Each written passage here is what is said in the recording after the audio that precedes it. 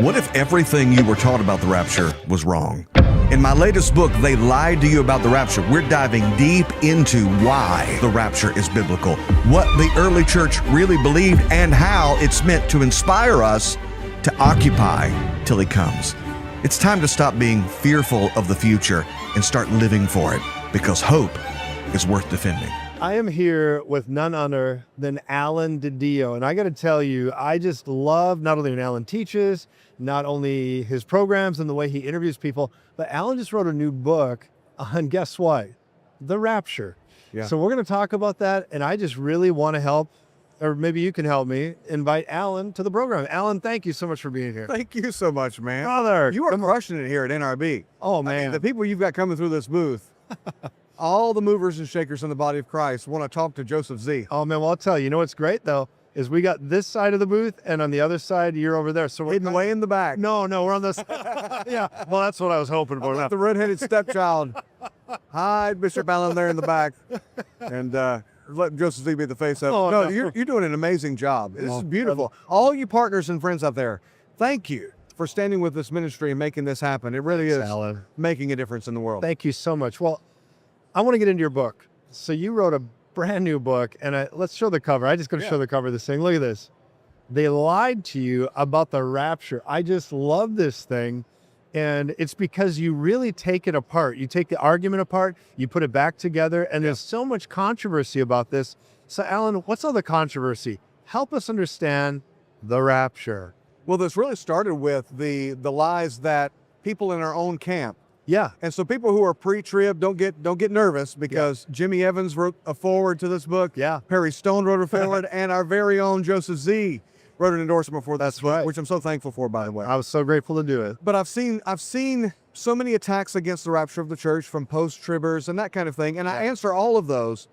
But one of the hardest attacks against the rapture are from those who are within it, who are misrepresenting what the rapture really is. They don't know what they're really talking about. They don't know what they're talking about, Yeah. and they're using it as an escape hatch. Yes. There's a difference between an escape plan and escapist mentality. Come on, Alan. So we have an escape plan. There's a rescue mission, is a better way to put it. Yes. Joseph Moore says it's a rescue mission. It is. And that's what's happening. But that doesn't mean we're like, oh God, get us out of here. Oh Lord, please, any day now, Lord, get us in. We long to see him, Yes. but we are called to occupy until he comes. That is amazing. So this book is a full treatise on the rapture, answering every question that you can imagine. I've even got a glossary in the back so you can look up end time terms.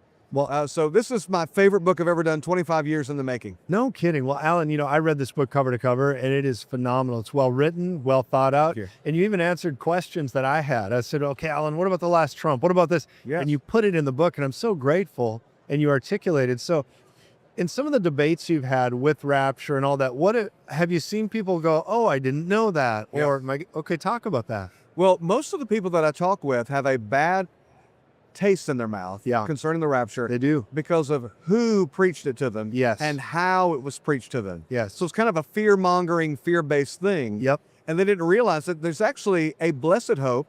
It's something meant to encourage believers. Wow. And that we don't have to despise someone because they differ on the eschatological timeline. That's right. And so if you approach it with compassion and love, people are like, oh, never quite heard it like this. Yes. But the main thing that I think is one of the key revelations is the helmet of salvation. Wow. And you and I have talked about this. Mm-hmm. In Ephesians chapter 6, the Apostle Paul lays out his masterful work on the armor of God. Yes. And one of the most confusing parts of that is put on the helmet of salvation. Okay, let's go. How can believers who are already saved put on the helmet of salvation? Right? Come on And so now. we kind of gloss over that. We say, yes, salvation is important. But he says believers should put it on. Yeah. So what does that mean?